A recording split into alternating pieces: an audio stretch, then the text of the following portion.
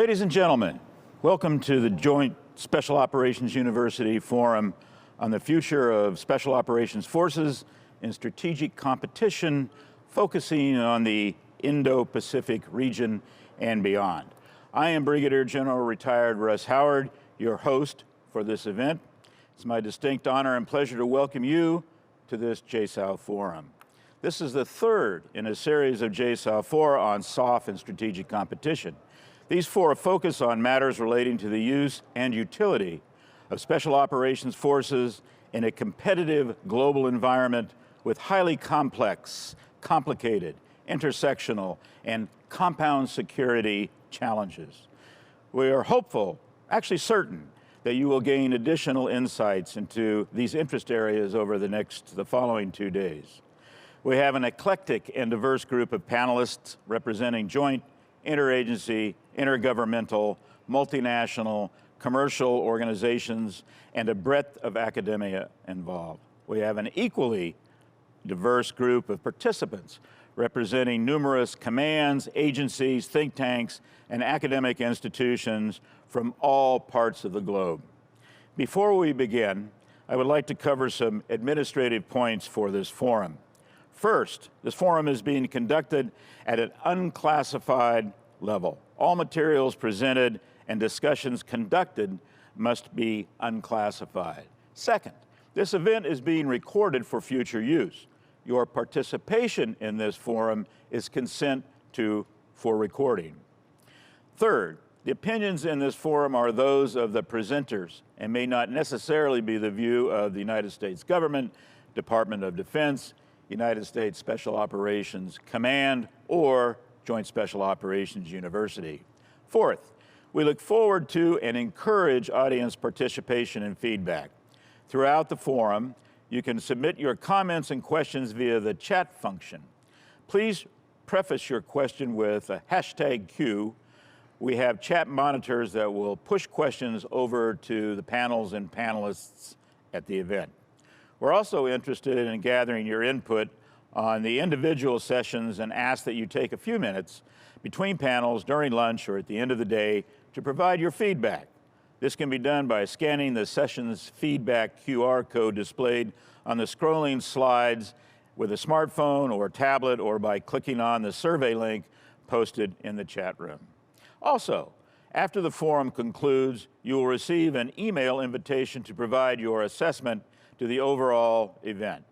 JSOU will use the information you provide to refine our future SOF Forum series. We thank you in advance for your participation and your feedback. Fifth, please visit JSOU YouTube channel for access to the recorded content from the forum and other JSOU educational events. You can go to YouTube and search for Think JSOU. Finally, in the event of technical difficulties, such as losing the broadcast feed, please keep the event access information nearby should you need to log back in.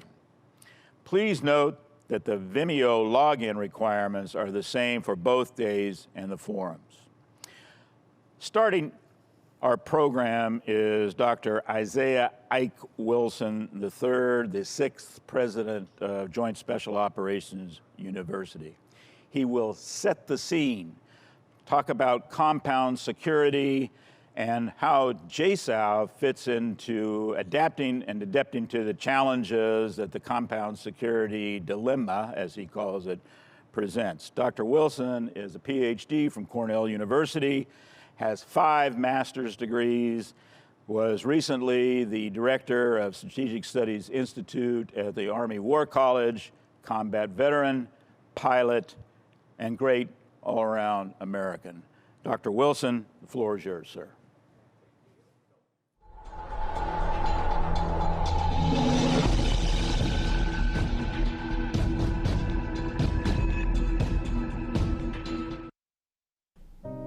Ladies and gentlemen, welcome to the Joint Special Operations University.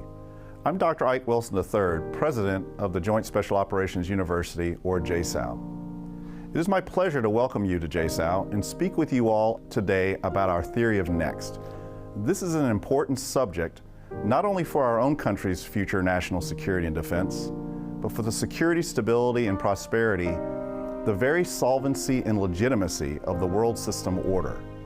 The rise of what is being understood as the return of great power competition, and also a unique moment ushering in a fourth technological revolution.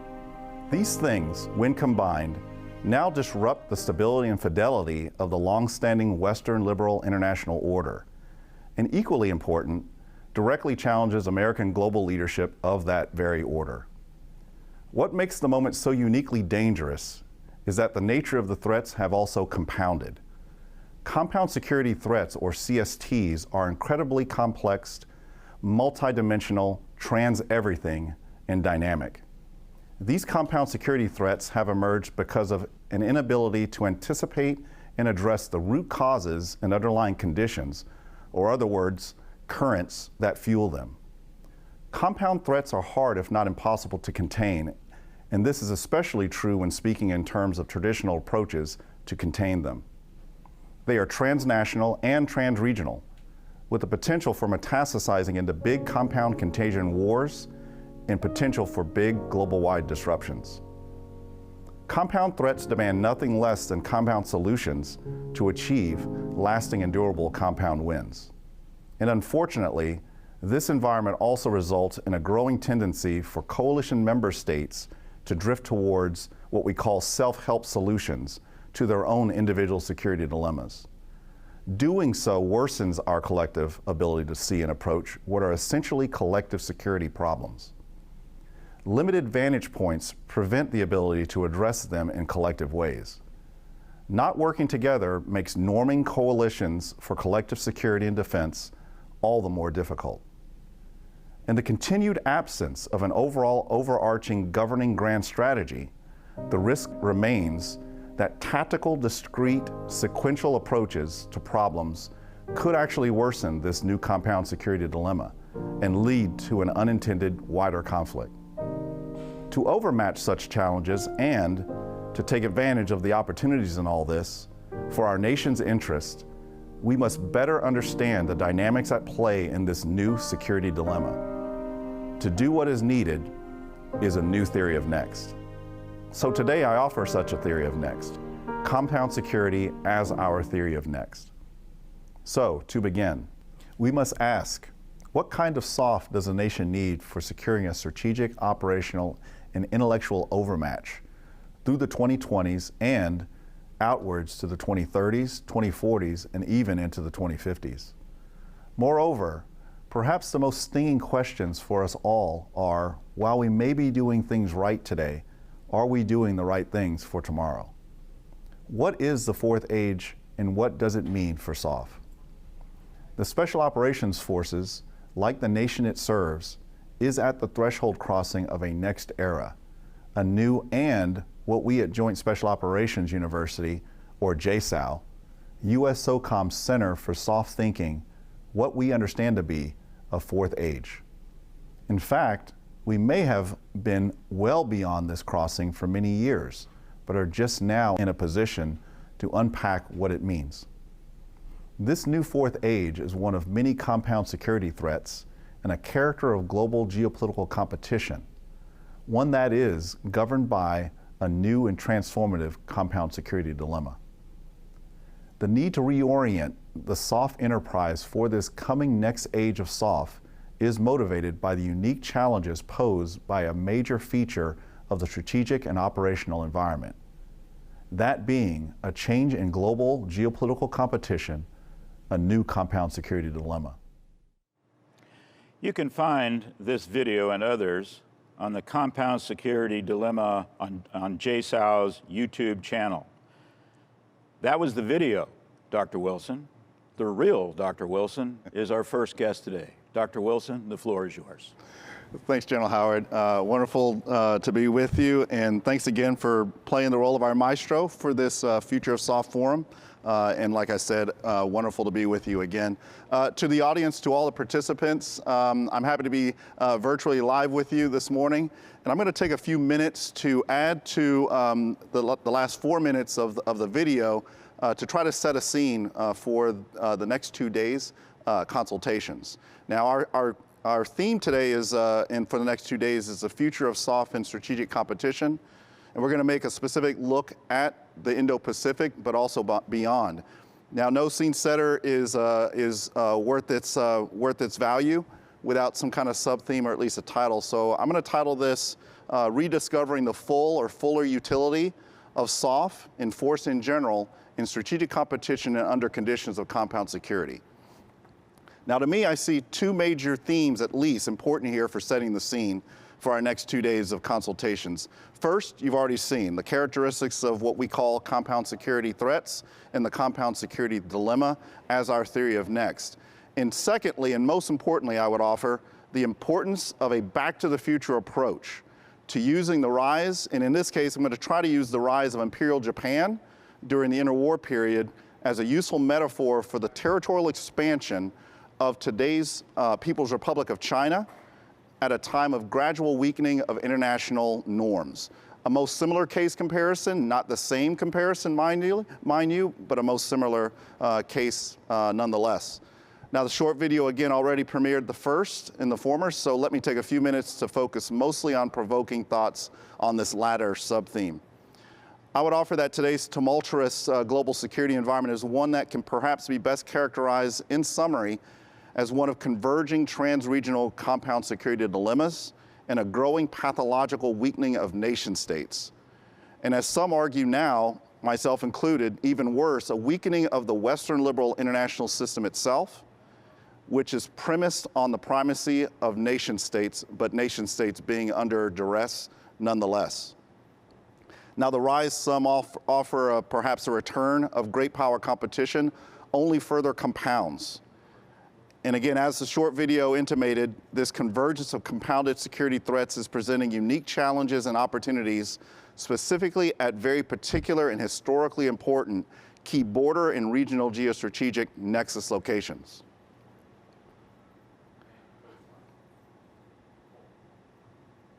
Okay, so why focus for the next 2 days on the look at the Indo-Pacific specifically?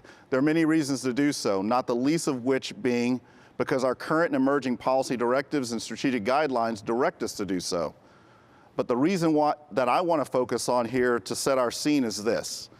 It is because the Indo-Pacific, or the realm and arena of strategic Asia, is a trans-region that both perfectly illustrates the disruptive governing dynamics of compound security dilemma, not just as an academic's theory of next, but most importantly, as an area of interest in responsibilities that perfectly, if not tragically, impacted by the generating of CSTs, illustrates this theory of next in true form practice. The Indo-Pacific is a gray zone in and of itself, a trans-region shaped and plagued by the dynamics and paradoxes of compound security threats, today for certain, but historically cyclically as well. Now, history does not repeat itself, but we do, and especially in deleterious ways and with deleterious consequences, the setting of our own Thucydides traps, if you will, if we are not careful, when we fail or refuse to know and reconsider even our most recent cycles of great as well as not so great power competitions. Now, across this critical trans region, we see the rising presence of boundary-spanning compound security threats and challenges that, because of their trans-state, transnational, and trans-regional spread and contagion potential, are placing more and more pressures on countries and their states and societies' capabilities and capacities to maintain their sovereignty, protected private rights, and core value systems, and remain resilient in resistance to the sort of near-constant bombardments of power pressures from Xi's CCP and the competitive and adversarial challenges, both real and perceived, that come part and parcel with China's natural rise, creating a conditioned state. That's eerily similar to, albeit certainly not the same as, what the great Athenian historian Thucydides described as the real cause of the Peloponnesian War back in 431 BCE. And Thucydides stated then, the growth of the power of Athens and the alarm which this inspired in Sparta made war inevitable. Now, today, such real compounded and perceived relative deprivation is world system-wide in the true global sense of that context. Today's hyperpolarized nationalist populist forces are threatening to reverse decades of order and stability across the Western liberal international system. Both China and Russia are aggressively advancing their interests through proxies, information warfare, and subversion, achieving warlike objectives without triggering a conventional military response from the United States and its allies. This is happening at a time when today's national security commentaries tend to speak of such gray zone activities as some form of new wars entirely, unfamiliar to the American way. That same narrative tends to cast competition as something equally new and foreign to what the United States has ever known. Neither interpretation nor understanding could be more inaccurate. China is the pacing threat for the United States and future U.S. global primacy.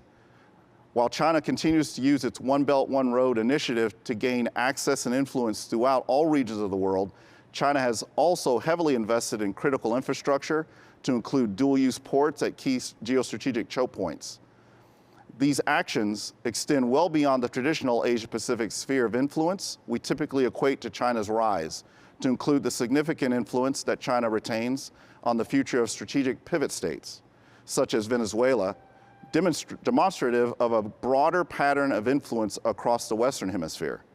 Nevertheless, the source of power of China's worldwide competition still lies in its historically near abroad of the Asia-Pacific and the Far East. China's 9 dashes strategy is a clear red line in the waters of the Asia-Pacific sub-region. Again, history is illustrative, but only if we pay attention to and listen and look for the fuller lessons geostrategic history has to say and has to show us. It actually has more than just sad negative lessons to offer us.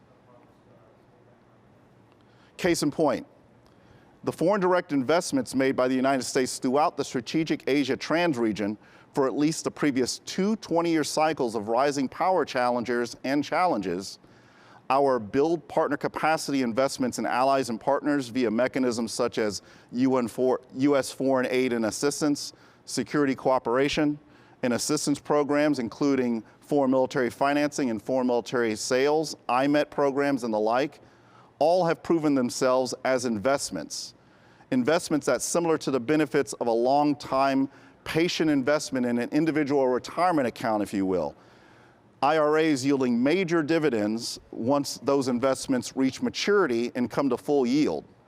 Heavy penalties for early premature withdrawals, mind you, but if and with the strategic and operational patience and the wherewithal of foresight, the kinds of returns that even a hegemon can retire on.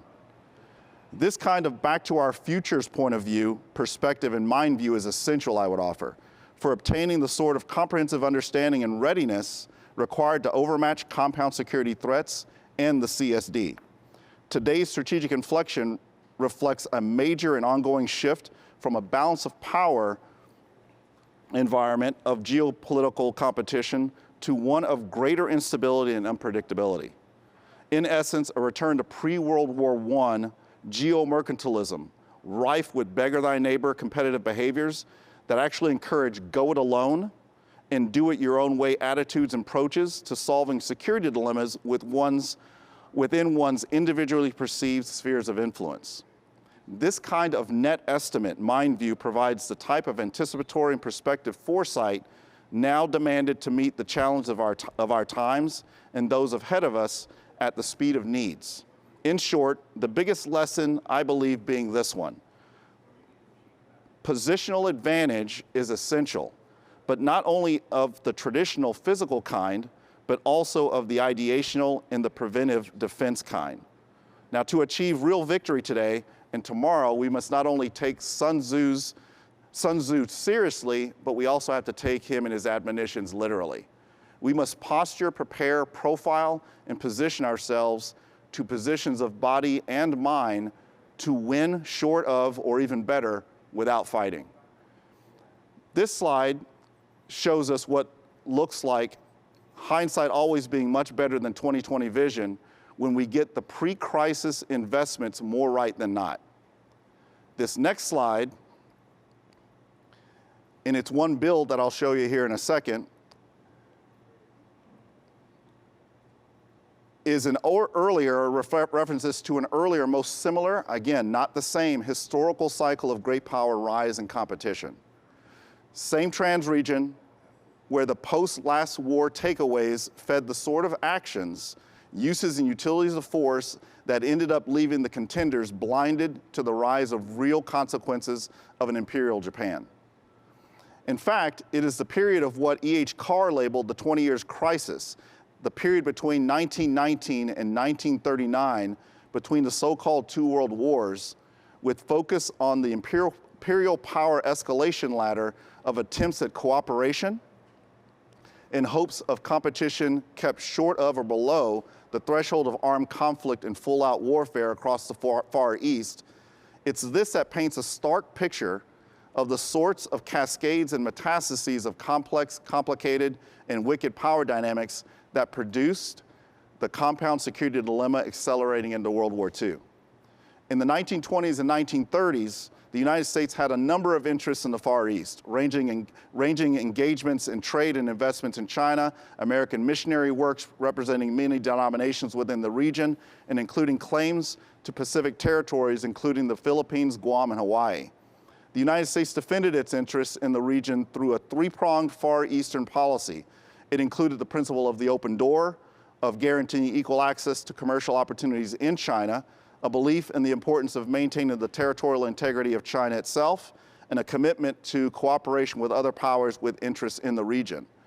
Another critical prong in this U.S. Western power strategy was naval disarmament, primarily via the Washington Naval Conference of 1921 and 1922 as means of relieving growing tensions in East Asia. However, by 1930s, events transpired that challenged all of these policies. Most notable, perhaps, was the Mukden incident of September 18th, 1931, an explosion of still questionable origin and intent that destroyed a section of railway track near the city of Mukden. The Japanese who owned the railway blamed Chinese nationalists for the incident and used the opportunity to retaliate and invade Manchuria. Within a few short months, we see compound security threat metastasis. The Japanese army had overrun the region, having encountered next to no resistance from an untrained Chinese army as it went about consolidating its control on the resource-rich area. More interesting in most similar case comparison, perhaps, is the United States and other Western powers were at a loss on how to respond to the rapidly developing crisis. There was little sense that U.S. interests in the area were anywhere near profound enough to make military intervention necessary or desirable. Given the 1930s worldwide depression, another compounding effect, there was little support for economic sanctions to punish the Japanese. So with all that said, what lessons for the most similar, again, not same case comparison that is for the gathering, perhaps taken forward to the future? Well, I would offer three on the table, and then hopefully the next 2 days, you'll take this framer to flesh out many potential more.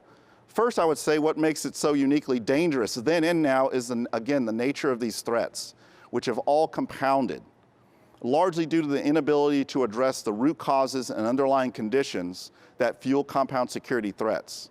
Secondly, these new compound threats are hard, if not impossible, to contain, and especially so by traditional means. They are transnational and transregional, with the potential for metastasizing into big compound contagion wars, with potential for big global-wide disruptions. Thirdly, these environmental conditions also result in a growing tendency for coalition member states to drift, again, towards self-help solutions to their own individual security dilemmas. Doing so actually worsens tendencies to fail to see and approach what are collective security problems as such, and to address them in collective ways, making forming and norming coalitions for collective security and defense all the more difficult, while also making the formation of such coalitions all the more essential. Now, I'll end here, and I think we've got about 4 minutes for you and I, General Howard, to maybe talk. I've got one more slide to show. I'm anticipating that our back and forth here in a second will allow me to kind of wrap it up with one more slide to show what this might look like in terms of that rediscovery of the utility, the full utility of special operations forces under these types of compound conditions across a continuum of competition and conflict and war. So back to you, sir, and looking forward to a little tete-a-tete. Well, listening to your presentation, I'm reminded of George Santayana's statement, those who don't learn from history are doomed to repeat it. And it just seems to me that there are many similarities for the interwar years between you so-called World War I and World War II, and we should be learning from them. Right. You can't exactly fast forward the dimensions because of technology and new geopolitics and new institutions. But certainly there are some similarities, and I think we can learn from that. Absolutely. The thing in this most similar comparison, the thing that really rang in my own head, and I hope something that haunts us, frankly, over the next 2 days of events, is this period of time, what in hindsight we call the interwar period. Of course, we didn't call it that at the time. Okay. In fact, what we called it was exactly the opposite. Coming out of World War I, we called that experience the Great War and the war to end all wars. And we devoted ourselves almost to the extreme extent of devoting all efforts to avoid the rising of incidents, all these things from naval disarmament campaigns to the leveraging of the League of Nations, even short of ratification, to try to approach through single instruments of either diplomatic approaches to power, either developmental investments, or disarmament campaigns in terms of the reverse end of what we typically come to realize as applications of military force. But the application of military force in terms of a disarmament campaign, all on behalf of trying to avoid this rising escalation ladder to full war. I would offer that because of the single, linear, sequential, iterative approach by single instrumental use of force, it did not add up to the power equation equating to a realization of the intended end. In fact, it actually, perhaps hindsight being better in 2020, created a accelerated metastasis effect and actually a self-fulfilling negative prophecy. The Mukden incident itself in 1931 really ringing hauntingly in a most similar case. The idea of a questionable incident on a railway built and owned almost in very haunting one belt run road type of most similar comparison, built and owned and operated by the Japanese, setting a road of potential incidents that could be cast through disinformation campaigns of the time to make those incidents questionable, to almost fix in an ideational and certainly eventually in a physical way the competitors for not being able to recognize those incidents and to see those incidents for what they truly were.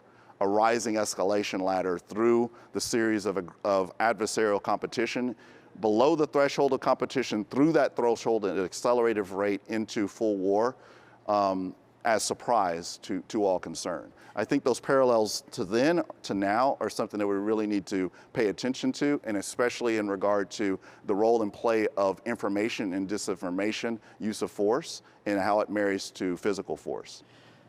I know we're about out of time. I am reminded how ill-prepared the United States was for the war competition. Yes. And I think part of what we will learn from this 2 days is make sure that special operations forces are prepared for the compound security threats that you've mentioned. Absolutely. Thank you, Dr. Wilson. Thank you. What a great introduction Thanks, and great start to what I'm excited about this next 2 days. Great to be with you. Thanks for being with us again.